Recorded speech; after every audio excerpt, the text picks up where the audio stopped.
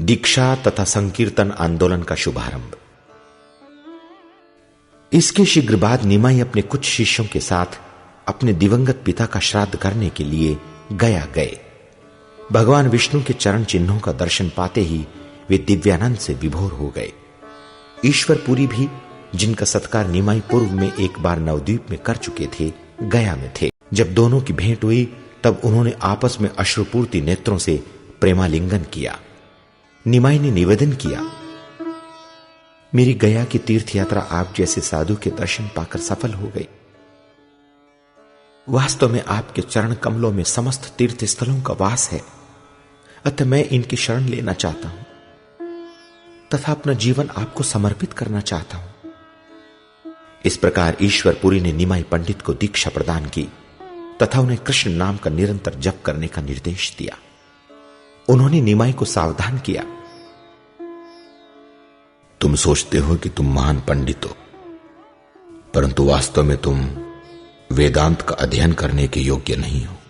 भगवान चैतन्य पूर्ण पुरुषोत्तम भगवान है तथा समस्त ज्ञान का स्रोत तथा लक्ष्य है, और बाह्य दृष्टि से भले ही वे एक महान पंडित थे, फिर भी गुरु स्वीकार करने की परम आवश्यकता का महत्व समझाने के लिए उन्होंने गुरु की शरण ग्रहण की।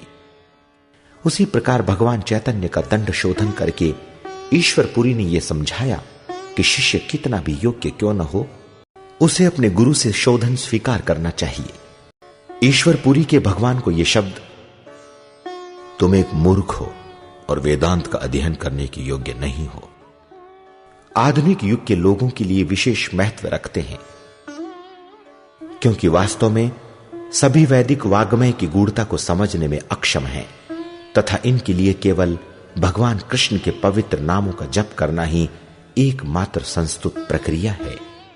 अतः ईश्वरपुरी ने भगवान चैतन्य को पवित्र नामों का निरंतर कीर्तन करने का आदेश दिया। इसके कुछ समय बाद ही विश्वंभर ईश्वरपुरी से प्रश्न पूछने के लिए वापस आ गए।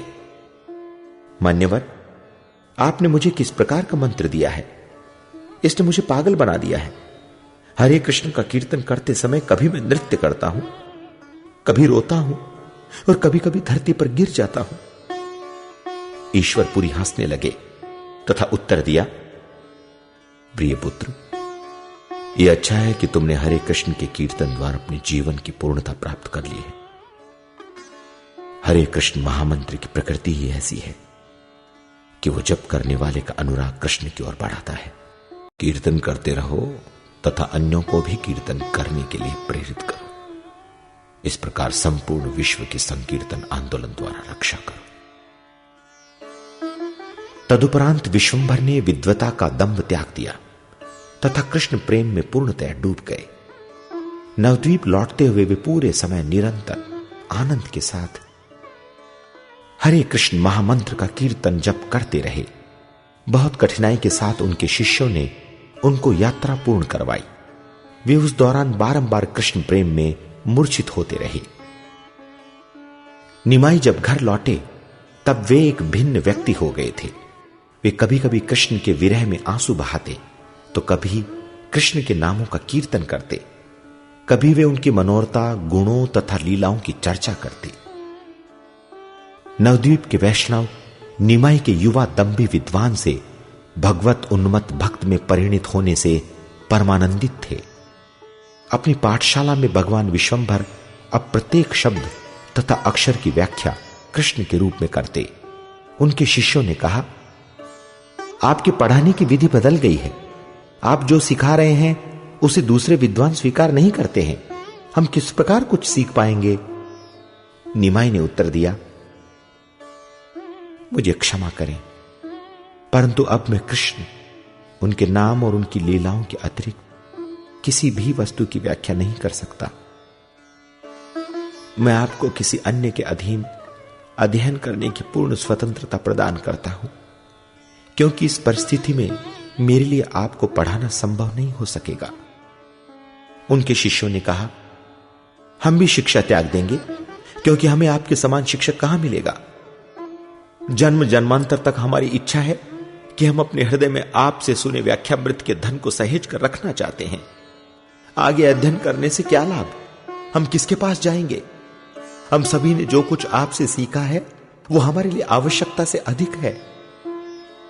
निमाई अपने दिन नवद्वीप के वैष्णवों से कृष्ण की चर्चा करते हुए तथा रात्रि उनके साथ हरे कृष्ण का कीर्तन करते हुए बिताते। अपने भक्तों से भेंट करने का आनंद उठाने तथा जनसाधारण के समक्ष आदर्श प्रस्तुत करने के लिए गौरांग ने वैष्णव सेवा प्रारंभ कर दी। जब वे पूजा करने जाते तब निमाई उनके वस्त्र, पूजा सामग्री, चंदन तथा फूलों की टोकरी लाते। इस प्रकार उन्होंने अपने आचरण के द्वारा दिखाया कि वैष्णवों की सेवा करनी चाहिए। यद्यपि वे स्वयं सभी भक्तों की सेवा का परमोद्देश्य हैं। शची देवी को शंका होने लगी, क्या उनका पुत्र पागल हो गया है अथवा उसका नया व्यवहार उसे अपने भाई की भांति संन्यास के पथ पर ले जाएगा। उन्होंने निमाई से प्रश्न किया, तुम अब सदैव कृष्ण नाम क्यों जपते हो? गौरांग ने उत्तर दिया, सभी शास्त्र कृष्ण की ओर इंगित करते हैं। कृष्ण के पवित्र नाम, गुण तथा लीलाएं ही शास्त्रों में वर्णित शाश्वत सत्य है। अन्य सभी रचनाओं का परम महत्व नहीं है।